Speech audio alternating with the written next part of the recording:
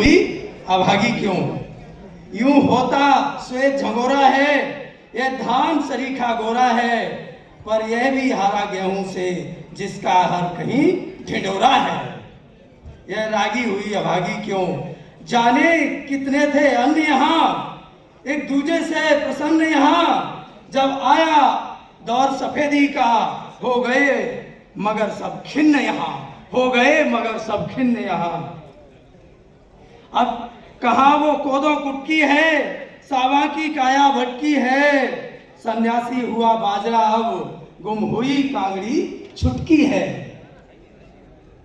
अब जिसका रंग सुनहरा है, सब तरफ उन्हीं का पैरा है, अब कौन सुने मटमैलों की, गेहूं का साया गहरा है, गेहूं का साया गहरा है।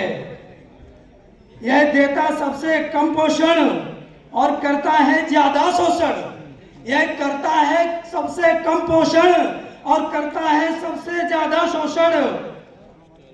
तोहफे में दिए रसायन और मोटे माटी पानी का अवशोषण, माटी पानी का अवशोषण। यह गेहूं धनिया सेठ बना। खास बात यहाँ पर यह है, जब से हरित क्रांति आई, यह गेहूं धनिया सेठ बना, उपभोगी मोटा पेट बना। मतलब खा खा करके गेहूं सबके पेट मोटे हो गए। जो हजम नहीं कर पाए हैं उनकी चमड़ी का फैट बना।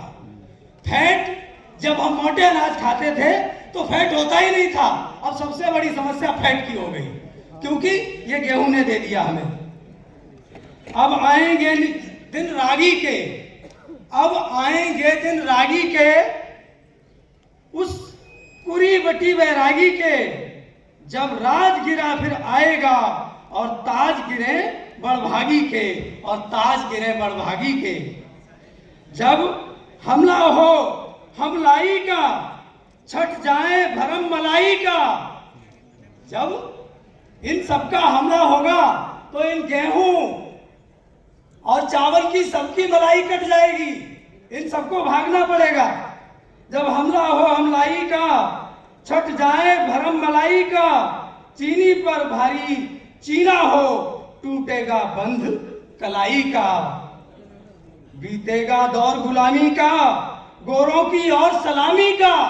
इस कविता के माध्यम से यहाँ पर एक चीज और आई है, बीतेगा दौर गुलामी का। जो गुलामी का दौर तो बीत गया, लेकिन दूसरी जो गोरी गुलामी गेहूं और चावल के रूप में हमें जकड़ ली है, उसको हम भगाना चाहते हैं। बीतेगा दौर गुलामी का, गोरों की और सलामी का, जो बची धरोहर प्राचीनी की वह और सबल हो जाएगी, वह और सबल हो जाएगी।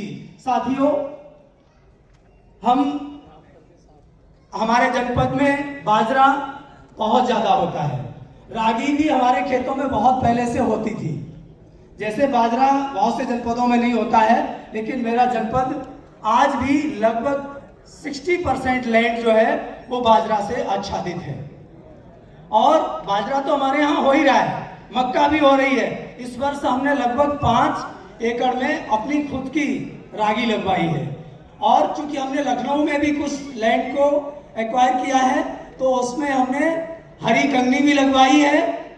लखनऊ में हरी कंगनी और आपका कांगड़ी, 2 फसलें यहाँ लगवाई और 100% ऑर्गेनिक हैं। उसमें किसी प्रकार का कोई भी रसायन का प्रयोग नहीं किया गया है। अभी किसान मंडी के माध्यम से हमारे एफपीओ को Uttar Pradesh international trade show में सम्मिलित किया गया था। उसमें हमने मिलिट्स का जो स्टॉल लगाया था, तो मैं जितना मिलिट्स लेकर गया वो सारा निकल गया 2 ही दिन में, क्योंकि बेचना विषय मेरा नहीं था। मिलिट्स के बारे में उसके क्या सदुपयोग होते हैं उसे समझाना जरूरी होता है। हम लोग आज उसे इस्तेमाल इसलिए कर रहे हैं क्योंकि पहले या तो इस्तेमाल करते थे या आज मेडिसिन के रूप में इस्तेमाल कर। और सही बात तो यह है कि वो मेडिसिन ही है, लेकिन अब महंगी इसलिए मिल पा रही है क्योंकि हर किसान उसे उत्पादन नहीं कर रहा है। लेकिन जब किसान उत्पादन करेगा तो वो महंगाई भी धीरे धीरे कम हो जाएगी। और मैं तो सभी अपने किसान साथियों से, हमारे अधिकारीगण, हर उत्तर प्रदेश से आए हुए दूर दराज से सभी साथियों, सभी से मेरा करबद्ध निवेदन है कि अपने थाली में अगर आपने श्री अन्न को सम्मिलित कर लिया तो मैं समझता हूं कि आपको किसी भी डॉक्टर के पास जाने की आवश्यकता नहीं पड़ेगी।